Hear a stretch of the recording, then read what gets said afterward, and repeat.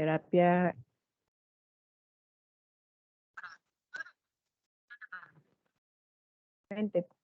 Ahora.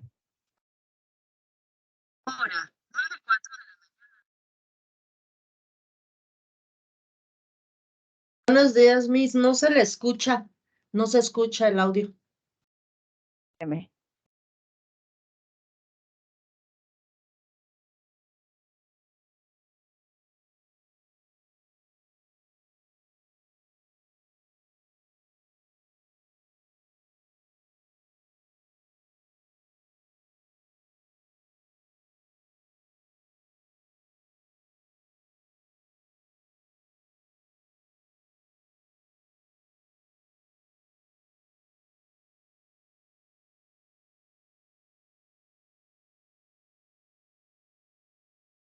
Hola, Ana, ¿se escucha? Ya, Miss, gracias. Ay, gracias. Perfecto. Si es que le piqué al asistente o no sé qué y estaba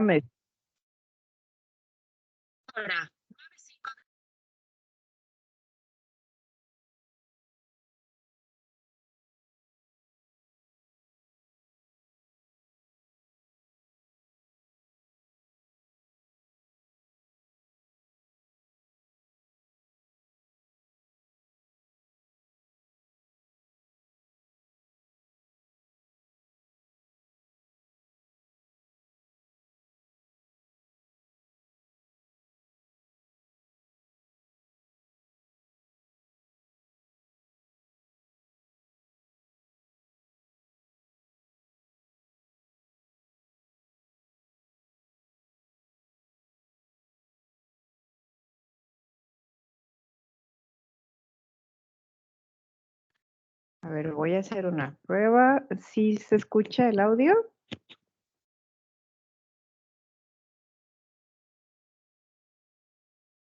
Sí, ya se escucha claro. Ay, ok, gracias, Ana. A ver, vamos a darle unos segunditos a ver si no se vuelve loca el aparato aquí. Creo que ya no. Ok, entonces comenzamos con la sesión. Disculpen aquí las pequeñas fallas técnicas. Revisaremos principalmente la parte de la dietoterapia en cuanto a divertículos, fístulas, síndrome de intestino corto.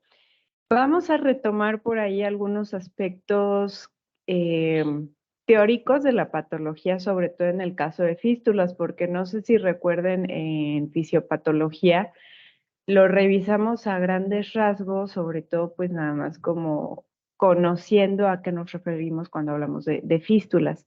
Y en cuanto al síndrome de intestino corto, recordemos que finalmente es el resultado de un procedimiento quirúrgico ante una cierta situación.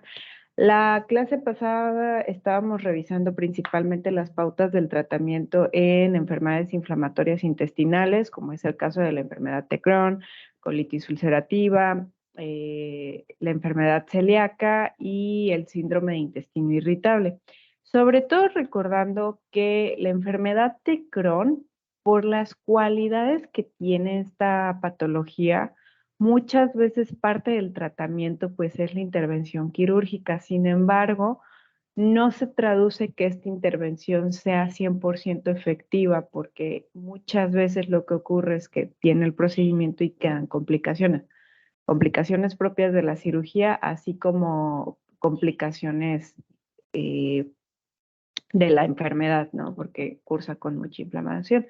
Entonces, aquí comenzando la parte de los divertículos, recordemos que nos referimos, cuando hablamos de los divertículos, a estas bolsitas que se forman y que sobresalen en lo que es la pared del colon. Y pues realmente, si lo expresamos en términos sencillos, es como la formación de una hernia de la mucosa, incluso de la submucosa, por defectos en la musculatura. Entonces, la mayoría de los pacientes muchas veces cursan asintomáticos. Probablemente se tenga sospecha por el hábito intestinal, sin embargo, solo un 25% desarrolla la enfermedad clínicamente significativa, es decir, que llegamos a la situación de la diverticulitis, es decir, la inflamación de los divertículos. Entonces, esta enfermedad es muy variable en cuanto a los síntomas, un tanto inespecíficos, porque puede cursar con dolor abdominal, las idas al baño ser sobre todo, pues más que nada episodios de constipación. La diverticulitis puede cursar con o sin complicaciones, pues habrá muchísimo dolor, ¿no? En algunos casos puede cursar con hemorragia, entonces realmente es un tanto difícil poderse dar cuenta, al menos hasta que no vayamos al gastro, ¿no? Principalmente. En cuanto a la parte de el factor etiológico que más se relaciona con el desarrollo de este padecimiento, pues es una dieta insuficiente en fibra. Y de hecho, esta hipótesis surge más o menos por ahí en 1971 por dos médicos, Dennis Burkitt y Painter, que fueron a África, compararon, ¿no? Ahí la población realmente fueron a la parte de Uganda y en esta parte se dieron cuenta que su dieta era muy rica en fibra y entonces comparándolo con la población de donde ellos eran, que eran médicos ingleses, pues en Inglaterra sí había episodios de enfermedad diverticular. Entonces, comparando, ¿no? Ya cuantitativamente, se atribuyó esta diferencia del padecimiento y no al alto consumo de fibra entre las personas de Uganda que tenían altas cantidades y las personas de Inglaterra, pues que la ingestión realmente era un tanto deficiente. Y esto es porque la deficiencia de fibra principalmente se traduce en que las heces son de baja masa y entonces el tamaño luminal está reducido. Esto lo que va a provocar es que la peristalsis, la fuerza con la que se generan los movimientos peristálticos, perdón, se van a transmitir de la pared del colon, pero en lugar de hacerlo para mover las heces, ¿no? El contenido luminal, realmente el efecto pues se queda en las paredes, hay mucha fuerza y entonces por el esfuerzo, ¿no? Se causan hernias en la mucosa y en la submucosa a los puntos del intestino que estén más débiles. Entonces, ahí es donde se crean las bolsitas o los saquitos en la pared. Y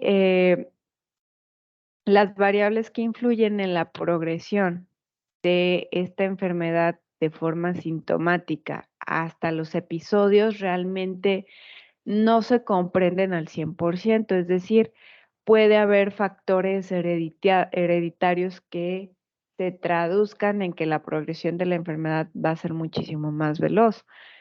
Aparte de la situación del consumo de la fibra, también la disbiosis intestinal. Entonces, cada vez se va recopilando más información, sin embargo, decirles A más B igual a esta enfermedad, realmente todavía no lo podemos hacer. Lo que sí habíamos platicado en fisiopatología es que históricamente los médicos normalmente recomendaban a este tipo de pacientes evitar el consumo de frutos secos, semillas, por ejemplo, frutitas con semillas o verduras con semillitas, la guayaba, la tuna, este tipo de semillas chiquititas o inclusive la fresa, que si bien las semillas no son grandes, son resistentes. También las palomitas de maíz y alimentos ricos en fibra para prevenir los síntomas o las complicaciones de la enfermedad. Sin embargo, el sustento de ese entonces, ¿no? De cuando se empezaba a identificar esta patología y a tratar, era que estas partículas de estas semillitas o de estos componentes vegetales que no se digieren, pues realmente pasan sin transformarse a el intestino grueso. Entonces podían quedar albergados dentro de un divertículo, obstruir, ¿no? Alguna zona o traumatizar aún más la mucosa. generando inflamación y sangrado. Sin embargo, actualmente se ha observado que realmente es todo lo contrario, ¿no? No hay una necesidad de una dieta baja en fibra porque todo lo contrario, a veces el tratamiento se basaba en la administración de suplementos de fibra dietética, pues para evitar la formación de los divertículos, ¿no? O bien de la diverticulitis. Y durante un ataque agudo de diverticulitis o que esté cursando con hemorragia a los pacientes, en esa situación se recomienda el reposo intestinal, es decir, sí alimentación por vía oral, pero que tenga un contenido de fibra discreto y la dieta vaya cambiando o ajustándose con base a la mejoría de los síntomas, ¿no? Más o menos para que nos ubiquemos ahí en cuanto de fibra, normalmente se recomienda iniciar con una dieta baja en fibra, aproximadamente unos 10 gramos por día, pues si se dan cuenta es súper poquitito, y a medida que el paciente va progresando se pueden ir agregando 5 gramos más cada semana hasta que ya se esté alcanzando la meta o el objetivo de 25 a 35 gramos aproximadamente. Y aquí principalmente, y históricamente, ¿no? Habíamos comentado, se quitaban las semillas y esto, se pueden ir retirando, ¿no? Si es hay una indicación médica y pues nosotros, para no entrar como en tema de discusión, lo que podríamos recomendar es, ok, se retiran, pero progresivamente los vamos a ir incorporando en la dieta y también observando cómo va la clínica. Más adelante, en las siguientes clases, ya estaremos abordando un caso clínico, pues justamente de diverticulitis, ¿no? O dietas con un bajo contenido de fibra para, pues ya tenerlo como un tanto más tangible y también de las otras patologías que hemos estado teniendo, pues ya como para ir asentando esta parte teórica, ¿no? Ya que no se quede tanto como en una abstracción. Ahora, en cuanto a las fístulas, recuerden que son comunicaciones que se podrían llamar anormales entre el tubo digestivo y otras vísceras o bien desde el tubo digestivo hasta la piel. Entonces, esto permite que el contenido intestinal se dirija a la parte a la cual fue conectada o a la piel. Sin embargo, pues esto no es una situación normal. Lo que ocurre aquí muchas veces es que hay gran cantidad de pérdida de secreción intestinal, electrolitos, nutrientes que causan distintos efectos fisiopatológicos. Entonces, lo que preocupa en las fístulas es que tienen una elevada, morbimortalidad.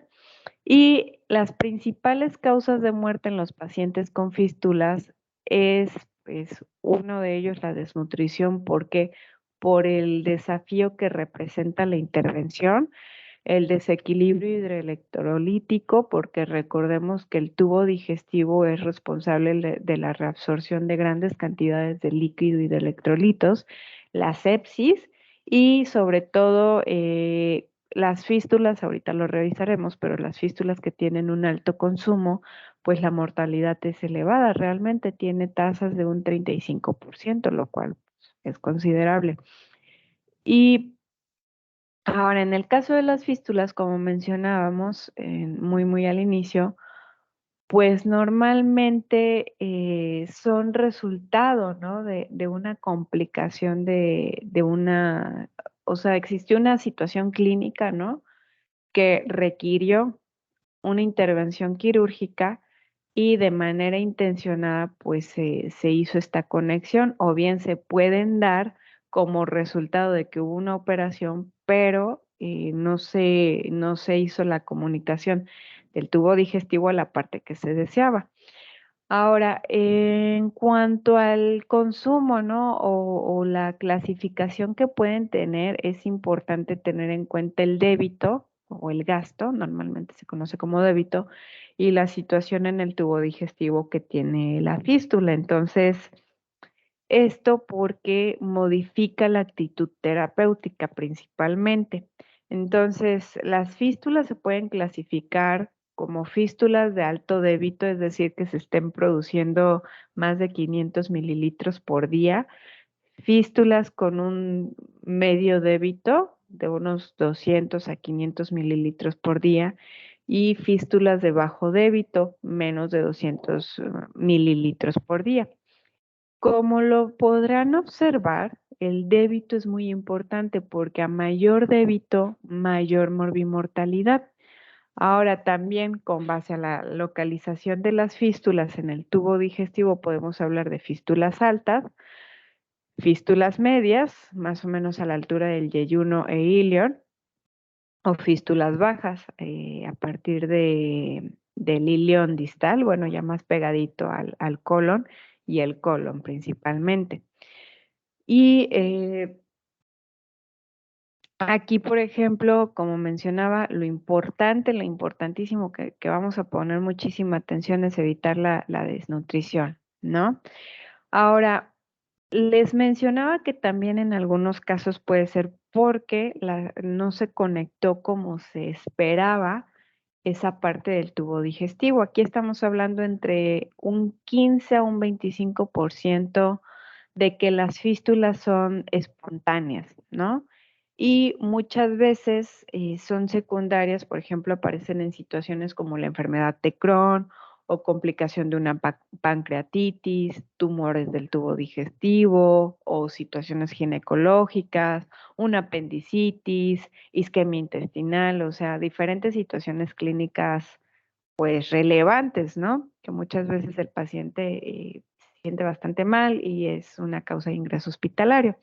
Dentro de los objetivos que debemos de estar planteando al momento de tener un paciente con fístulas, pues principalmente es identificar aquellos pacientes en riesgo nutricional o desnutridos para poder actuar con ellos. Recuerden, quizá no la vimos como muy a detalle, pero existe la valoración global subjetiva, que es una herramienta muy sencilla donde podemos identificar qué paciente está en riesgo de desnutrición y que sorprende porque a veces no se detecta y entonces el paciente, más allá de mejorar, pues el pronóstico está comprometido por la situación de desnutrición. También facilitar el reposo digestivo para evitar la secreción de fluidos, bueno, todas las secreciones digestivas y poder controlar el drenaje fistuloso. Entonces, aquí invariablemente estaremos hablando de que sí es necesario la prescripción de la nutrición, pues incluso parenteral, para poder garantizar ese reposo digestivo. Asimismo, no esperar. ¿Por qué? Porque entre más tempranamente se actúe, el soporte nutricional nos va a garantizar principalmente que el paciente no se complique, ¿no?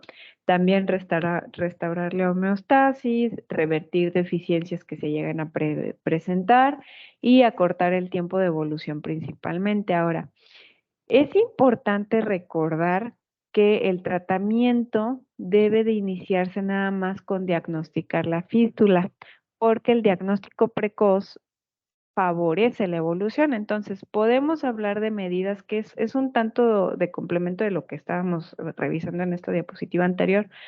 Pues hay que garantizar el reposo digestivo, hay que restaurar la homeostasis y aquí sobre todo hay que aportar el volumen y los electrolitos necesarios, o mejor dicho, los electrolitos que se han ido perdiendo por el débito de la fístula. Entonces, hay que estar cuidando el balance hídrico estricto, revisar constantemente cómo son las pérdidas y estar revisando incluso los electrolitos séricos.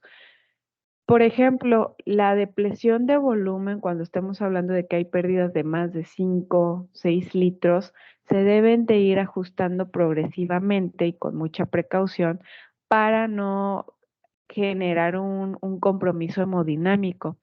También por ejemplo, las alteraciones electrolíticas se deben de ir corrigiendo, administrando pues lo necesario, ¿no? Los electrolitos necesarios por vía parenteral. Y recuerden por ahí que no se les pase, esto es muy importante, la albúmina, recuerden que la albúmina es un imperdible en la evaluación del estado nutricional. En aquellos casos en que la albúmina sérica esté disminuida, se puede administrar por vía intravenosa por su efecto coloide hasta que se estén alcanzando los niveles adecuados de albúmina, porque niveles bajos de albúmina lo que van a favorecer principalmente es edema tisular. Entonces nos preocupa porque la cicatrización va a estar muy, muy lenta o bien en algunos casos puede hasta empeorar realmente. También algo importante es que este tipo de pacientes, pues imagínense, el tubo digestivo comprometido, tan solo reflexionen en la cantidad de sangre que se llegue a perder, pues muchos de estos pacientes tienen anemia severa por muchas causas, pérdidas de la cirugía, por la enfermedad crónica, entonces es importante estar considerando, y si de por sí la nutrición enteral y por vía oral es un desafío, en este caso hay que considerar transfusiones o, por ejemplo, si se van a administrar inyecciones de hierro, pues, ¿por qué? Porque realmente por vía nutricional va a tomarnos un tanto tiempo. También un control para lo que es el control local, ¿no? O el punto de salida de la fístula, sobre todo porque el fluido que se libera, pues imagínense, todas las secreciones intestinales que están saliendo, puede corroer la piel, entonces hay irritación, inflamación, infección, entonces es importante estar trabajando con estas bolsitas de osteomía que estábamos revisando en su momento con fisiopatología. Y las medidas locales para evitar la lesión de la piel, pues realmente es estar secando, estar limpiando varias veces al día y estar utilizando productos de especialidad para esto. También evitar la sepsis y controlar la infección intraabdominal. Bueno, ahí es cuidar principalmente, ¿no? Por parte del médico, enfermería que estén vigilando, nosotros nada más estar preguntando cómo se siente el paciente, si no ha notado más molestias, el tratamiento farmacológico, pues sí o sí, ¿no? Dependiendo cuál sea el que se esté administrando. Normalmente se dan los fármacos que controlan la secreción digestiva, sobre todo, pues, la acidez, ¿no? Los antagonistas de la H2, como la ranitidina, también, por ejemplo, pues el omeprazol, depende, ¿no? Realmente cuál sea el tratamiento, pero ahí como que no nos adentramos nosotros, o sea, realmente ahí no, nuestra función es preguntar la progresión, ¿no? La evolución, cómo va el paciente, si se va sintiendo mejor o no. Lo que sí podemos ir cuidando es justamente toda la parte de las pautas dietéticas, porque uno de los objetivos en el manejo nutricional de este tipo de pacientes, pues es facilitar el reposo digestivo y esto con alimentos naturales es imposible. Entonces, tenemos que hablar justamente de las técnicas de soporte nutricional. El cuidado dietético, pues realmente hay que vigilarlo mucho, sobre todo entre esa transición de la alimentación artificial y la alimentación natural tras el cierre de la fístula. Entonces, la alimentación natural en la recuperación funcional debe de ser progresiva, valorando la tolerancia de forma individual. Entonces, aquí lo importante es algunas pautas, ¿no? Ya que está dado de alta, es empezar con alimentos que tienen una consistencia semiblanda o bien blanda. Y si bien la consistencia no es de esa forma, pues nosotros de forma mecánica lograrlo. Por ejemplo, no es lo mismo que yo diga, ay, voy a empezar una dieta, ¿no? De transición para este paciente con zanahoria cruda rallada, porque quizá la tolerancia no sea la misma que si yo la administro con zanahoria cocidita y triturada. Es muy diferente. Para empezar la cocción, ya me empezó a cortar algunos hidratos de carbono. También los volúmenes, normalmente se recomienda hacer un fraccionamiento a lo largo del día entre unas 6 y 8 tomas por día. Esto ya lo veremos ya con lujo de detalle en casos clínicos porque, por ejemplo, del gasto energético total que nosotros estimemos, en una situación normal, lo que hacemos es decir, bueno, sí, fácil, 30% para el desayuno, 30% para la comida y el otro restante, el 40% para lo que es la cena, ¿no? Bueno, ahí se los puse como un planteamiento medio poco probable. Seamos más realistas, ¿no? A lo mejor un 35 desayuno, 35 comida y ya el 30% para la cena. Eso sería en una situación normal. Aquí estoy hablando de un porcentaje, entonces de forma arbitraria es nada más hablar de la energía que esté representando esos porcentajes. Cuando hablamos de las dietas fraccionadas, y no solo lo estaremos haciendo en este tipo de padecimientos, sino en muchos otros más, por ejemplo, en la diabetes, en problemas como el síndrome de intestino corto, incluso en la gastritis o en el reflujo, el total de la energía estimada, pues lo que nosotros es muy matemáticamente dividirlo, ¿no? Es decir, de estas, por ejemplo, 1,700 calorías que estoy estimando, van a dar tantos gramos de hidratos de carbono, tantos gramos de lípidos y tantos gramos de proteína.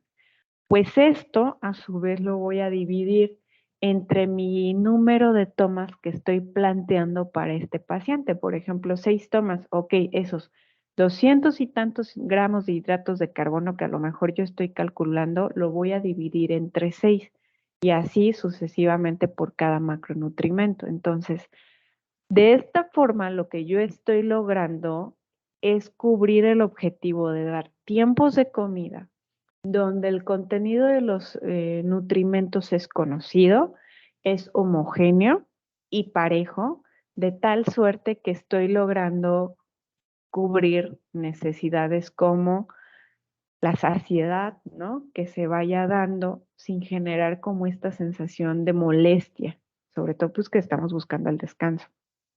Entonces, les insisto, lo vamos a ir trabajando como caso con caso. También las formas culinarias, ya lo vamos a dejar como para la parte final, pero también la vamos a trabajar, incluso hacer ahí como una pequeña fórmula enteral artesanal, donde pues nos valemos de formas culinarias sencillas. ¿A qué me refiero por formas culinarias sencillas? Pues el asar, el cocido, a la plancha, donde realmente no estoy agregando más ingredientes y las consistencias lo que estoy logrando es que queden blanditas, sobre todo pues cuando algo es cocido queda muchas veces blandito, blandito. También los residuos animales como la piel o el tuétano, los tejidos conectivos, las grasitas, es importante que en este tipo de pacientes de manera inicial pues no lo estemos trabajando obviamente, ¿verdad? Porque por la situación. Imagínense qué pasaba en los primeros 100 centímetros del intestino delgado, es donde se junta todas las secreciones. Entonces, si yo doy grasas, por ejemplo, estoy estimulando a la vesícula biliar para que trabaje. Entonces, puede irritar a esa parte del intestino. Eso hablando de que sea cualquier fístula que se haya generado, bueno, cualquier fístula alta, media o incluso parte de una fístula baja. También alimentos estimulantes como el café, el té, el chocolate por default quedan, digámoslo de este modo, prohibidos, ¿no? Se evitan a más no poder. ¿Por qué? Porque pueden tener un efecto estimulante en la peristalsis, entonces traer molestias. Algunos tés, por ejemplo, el té de manzanilla, pues realmente no está contraindicado en algunas situaciones, pero un té de menta, de hierbabuena es todo lo contrario. Un té de canela, pues muchas veces estimula. También el alcohol, pues ni se diga, o los refrescos o condimentos fuertes. Y la fibra dietética, muy similar a lo que estábamos revisando en los divertículos, en algunos casos lo importante es que se empiece con fibra, perdón, con cantidades de fibra chiquititas, unos 10 gramos aproximadamente. Entonces, la alimentación natural inicialmente deberá de ser administrada de forma combinada con la nutrición enteral o bien parenteral para que se puedan cubrir adecuadamente los requerimientos del paciente. No es como que digamos, ah, sí, mire, ya terminó su periodo, ya le vamos a quitar la fórmula de nutrición enteral y ya le voy a dar chayote hervido con huevo. No, pues no, nunca, jamás. Es algo progresivo, dependiendo la tolerancia del paciente. Se van a ir reduciendo los aportes de la nutrición enteral o parenteral para irlo sustituyendo hasta su totalidad con alimentos, ¿no? Principalmente. Y la progresión o la tolerancia de los pacientes va a depender, ¿no? Realmente, pues, de varias situaciones. Ya son como muy, muy particulares. En cuanto al síndrome de intestino corto, pues si ya estamos hablando de toda la operación, ¿no? El quitar partes de intestino nos deja esta complicación o esta situación donde es un cuadro clínico que aparece por la reducción de la superficie absortiva intestinal, ya sea por pérdida funcional, como es el caso de una enfermedad de Crohn, o una pérdida anatómica de una parte del intestino. Entonces, cuando hablamos de quitar intestino, que va en cómo se va a traducir, en pérdidas, en maldigestión, malabsorción, con aumento de pérdidas digestivas de macro y micronutrimentos, sobre todo los micronutrimentos, pues van a ser los que no se van a absorber de forma adecuada. Por ahí no quiero entrar en tema de confusión, porque no sé si recordarán ahí, les decía que el tema es que algunos dicen, bueno, intestino corto nos referimos a esto y esto. Cuando la longitud del intestino delgado se reduce en más de un 70, un 75%, o lo que queda del intestino es menor a 200 centímetros, se puede hablar de un intestino corto en el caso de los adultos. Los niños depende de la edad, pero normalmente se considera a partir de que queden 80 a 100 centímetros, insisto. Dependerá el especialista de los criterios que esté considerando para clasificarlo, ¿no?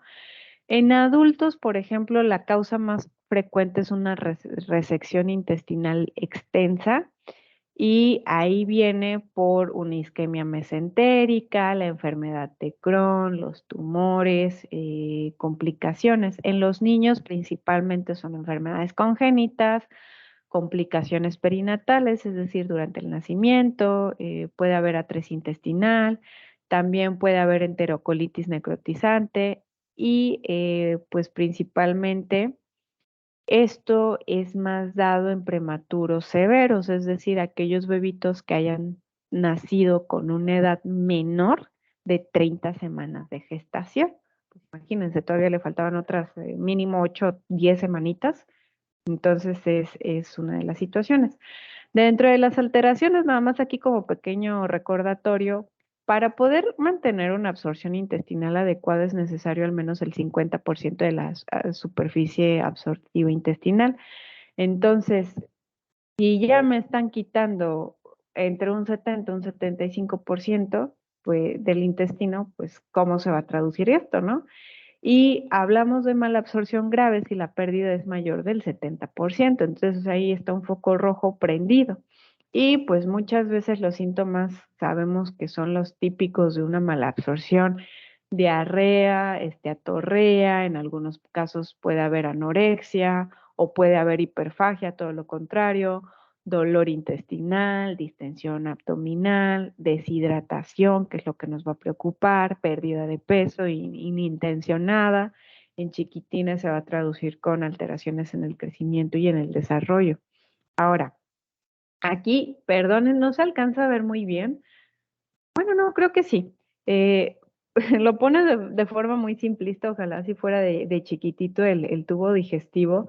Sin embargo, aquí lo que busco principalmente que quede ilustrado es que las manifestaciones clínicas dependen de la región del intestino resecado. Por ejemplo, si hablamos de que fue en el duodeno, se puede producir anemia por falta de absorción de folatos y de hierro y también se puede generar osteomalacia por una escasa absorción de calcio. Entonces, si ya me están quitando esta parte, ¿qué debemos de procurar? Suministrar fuentes que se esté dando, ¿no? Suplementos de hierro y de calcio para que se puedan ir absorbiendo en otras partes. No va a ser tan efectiva la absorción, sin embargo, que se vaya dando. Si hablamos de una yeyunectomía, pues es mejor tolerada porque recordemos que el duodeno es importante, ¿no? En el caso de una yeyunectomía es mejor tolerada porque el ilion es capaz de asumir la absorción que normalmente lleva a cabo el yeyuno. Entonces, no hay diarrea importante, pero, por ejemplo, en el yeyuno se absorben los hidratos de carbono, los aminoácidos, las grasas, también se sintetizan hormonas importantes, por ejemplo, la colecistoquinina, entre otras. Entonces, probablemente empecemos a tener ahí algunos problemillas con pérdida de peso, ¿no? Principalmente. También al hablar de problemas con hormonas puede empeorar la digestión porque no voy a tener esas hormonas que van a producir ciertas enzimas para que se generen ciertas secreciones.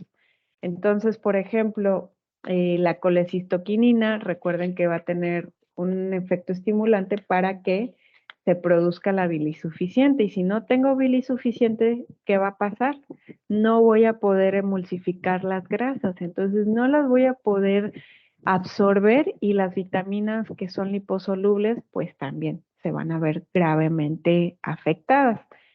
Si hablamos de una ileoctomía, el ilion absorbe líquidos y electrolitos principalmente, también las grasas. Entonces, las vitaminas liposolubles, la vitamina B12, van a ser necesarias para de administrar, ¿no? Entonces, también puedo tener ahí, como les estaba mencionando, de que hay pérdidas de líquidos, bueno, de que regula la absorción de líquidos y electrolitos.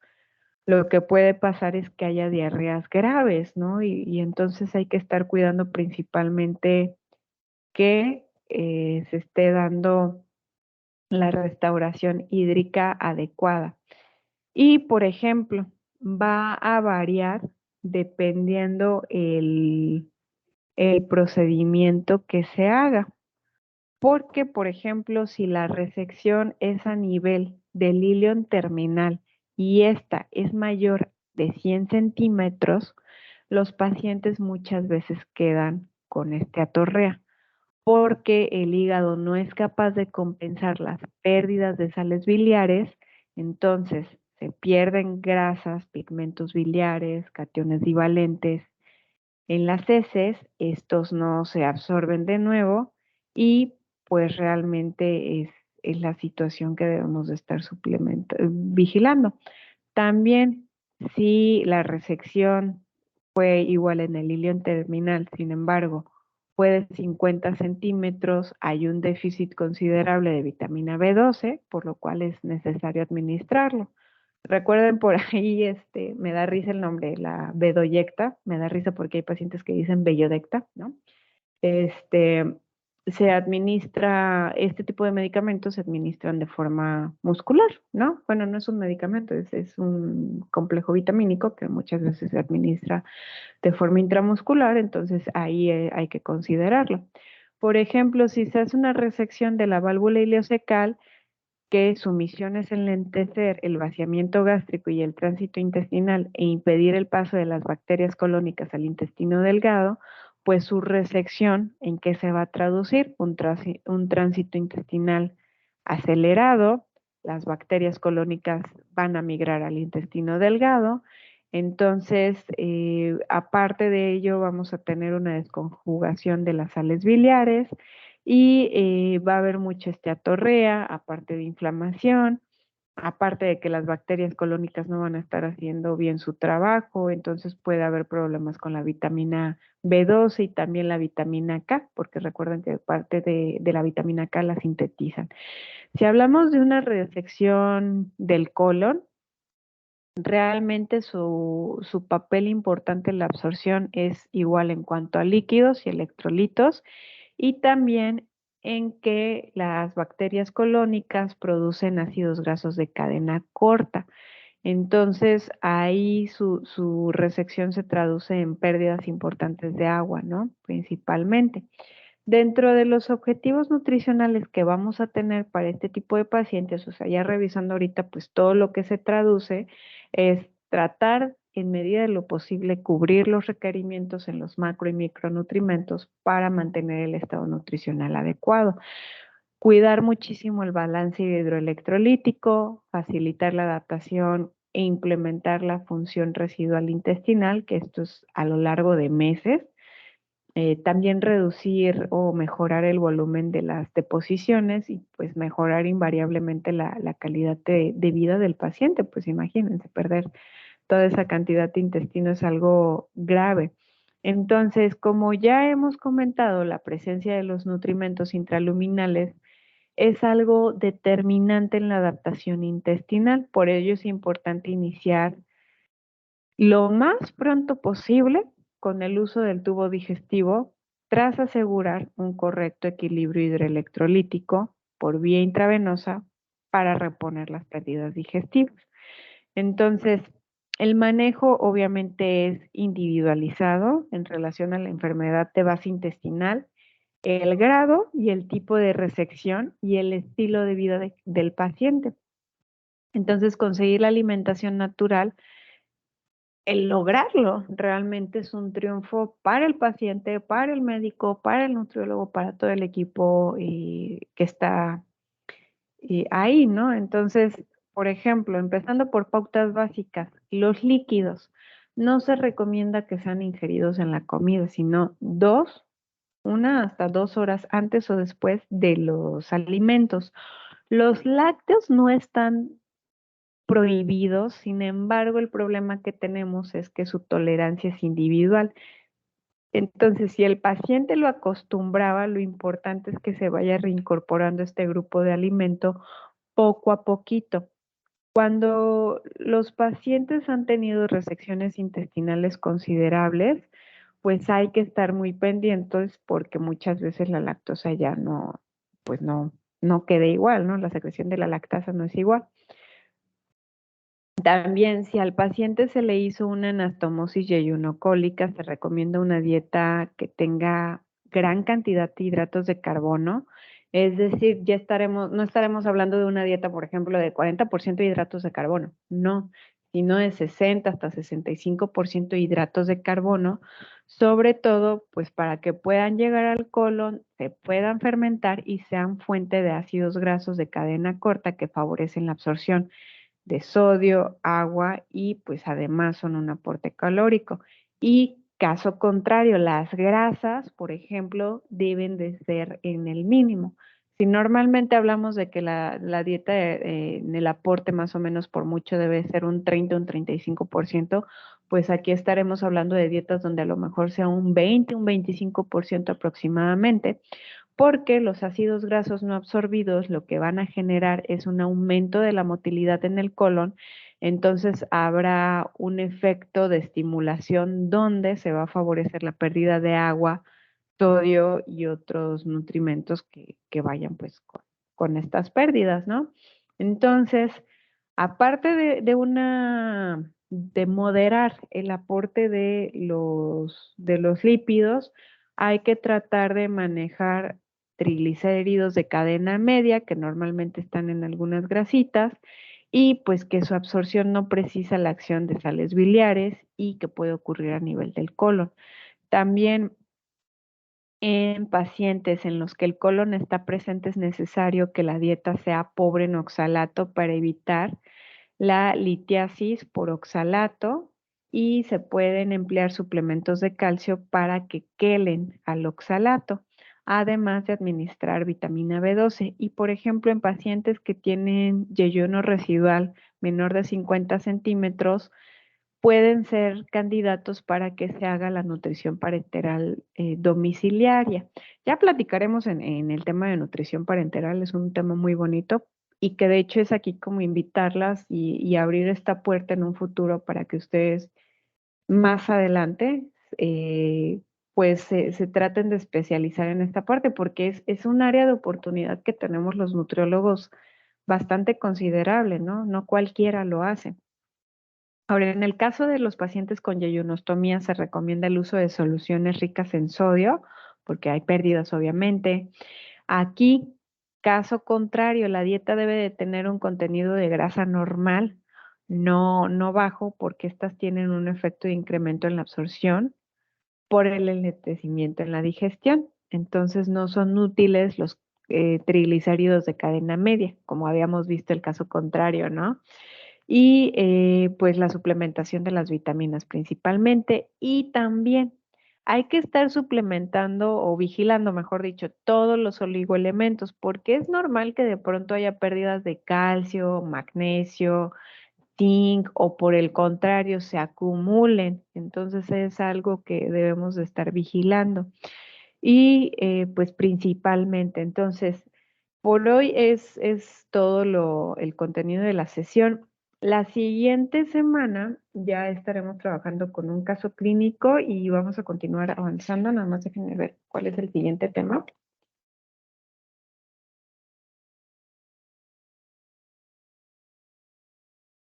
No es que justo aquí justo no vamos como tan atrasadas, sino ya vamos súper bien.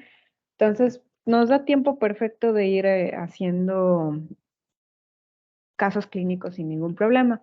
Nada más va a quedar de tarea lectura, son 3 artículos para que los revisen. Se los voy a mandar por WhatsApp porque ahorita está el tema de que ya contamos con cuenta fuentes de Google por parte de la institución. Sin embargo, pues necesito migrar toda la información, ¿no? Del que teníamos. Y aparte, nada más les hago el comentario, todavía no vayan a descargar nada. Muy probablemente las sesiones ya no las llevemos en Teams, sino que las llevemos en Google Meet. Sin embargo, ahorita en lo que es una cosa u otra, quedamos igual, les mando las lecturas por WhatsApp, ahorita ha quedado de actividad leer, leer, leer, leer. ¿Por qué? Porque justamente ya al momento de hacer los casos clínicos es como decir, a ver, entonces lo recomendado es esto y esto. Y pues nada más, ¿de acuerdo? Pues sí, principalmente. Pequeño corte también. Recuerden que esta materia solo hubo un examen, bueno, solo hay un examen que ya es un examen final teórico sobre nutrición enteral y parenteral. Ahorita no se preocupen, todavía no hemos visto el tema. Sin embargo, hay un proyecto final. Ya se los empiezo a comentar para que comiencen a buscar la información. De todos los diferentes padecimientos que hemos visto hasta este punto, elijan el que ustedes prefieran. No sé, a lo mejor les llamó mucho la atención el síndrome de intestino corto, porque como podemos observar, comprende todo el intestino y entonces se traduce en diferentes complicaciones. O a lo mejor alguien diga, me llamó muchísimo la enfermedad de Crohn. Entonces, con base al padecimiento que ustedes elijan, irán elaborando como un pequeño manual dirigido pues al manejo nutriológico o el manejo dietético de este tipo de pacientes. Entonces, van a elaborar por este manual como una pequeña introducción o como un pequeño resumen de ese trabajo. Entonces, ahí es poner como una pequeña reseña del padecimiento, una pequeña reseña de las pautas que se trabajan dentro del manejo dietético y por último las recomendaciones. Es algo sencillito de una cuartilla, esa introducción, pequeñita. Es una síntesis de. Posteriormente, ahora sí, se van a extender largo y tendido, bueno, dependiendo la información que ustedes encuentren, pondrán los antecedentes teóricos, por ejemplo, hablarán del padecimiento, cuáles son sus bueno, para empezar, ¿a qué nos referimos por ese padecimiento? ¿Cuáles son sus factores etiológicos? ¿Cuáles son los mecanismos fisiopatológicos involucrados? ¿Cuáles son los signos y síntomas representativos de esta enfermedad? Posteriormente, aquí es la parte realmente laboriosa, donde ustedes irán buscando diferentes artículos Aquí pueden ser revisiones, pueden ser artículos experimentales, pueden ser metaanálisis, pueden ser capítulos de libro. Traten de que sean referencias bibliográficas formales, ¿no? Es decir, estos que les acabo de mencionar. No me gustaría que utilizaran páginas, por ejemplo, como Wikipedia o alguna página web que quizá no sea como tan seria. Por ejemplo, sí pueden usar páginas web, como es el caso de, no sé, se me ocurre, la enfermedad celíaca, que incluyan algo de información de la CELMEX, ¿no? Entonces, en ese tipo de casos, sí. Ponen todo lo que han encontrado en cuanto a recomendaciones para el tratamiento de esta enfermedad con base a los macronutrimentos, qué es lo que nos están diciendo de recomendaciones, cómo deben de administrarse, en qué cantidad los carbohidratos, qué tipo de carbohidratos, igual las proteínas a cuáles les vamos a dar prioridad, lípidos, los micronutrimentos, por ejemplo, cuáles son los que mencionan que hay problemas con la absorción o que se llegan a presentar deficiencias. Y por último, aparte de esa parte como teórica, ¿no? O muy técnica, perdón, agregar pequeños lineamientos que el paciente debería de incluir en su día a día. Por ejemplo, cuando veíamos el tema de reflujo y de gastritis, no utilizar prendas muy apretadas a la altura de la cintura, pues justo ahí es un ejemplo, ¿no? De algo que el paciente en su día a día debe de estar vigilando. O por ejemplo, ahorita que estábamos revisando la ingesta de los líquidos, pues tratar de que sea 1 o 2 horas antes o después del tiempo de alimentación. Todo este tipo de pautas que puedan ser de utilidad y nada más. Entonces, ese trabajo se va a entregar hasta diciembre. No se preocupen que sea ya de ya para allá. Sin embargo, ya empiecen a buscar cuál sería el tema, porque ahorita ya realmente lo que nos tocaría sería ver otros temas como es el caso de la nefrolitiasis, síndrome nefrótico, enfermedad renal, también enfermedades hepáticas, que en su momento no lo llegamos a ver, entonces ahí sí va a estar un poquito cargada la clase, pero pues ahorita denle prioridad de escoger una patología de tipo digestivo. Y pues principalmente, los puntitos no se preocupen, se los voy a compartir por escrito ya una vez que tengamos lo del Google. ¿De acuerdo, chicas? Entonces, pues sería todo por el día de hoy. No sé si tengan dudas de momento, si no nos vemos ahorita en fisiopatología. ¿De acuerdo?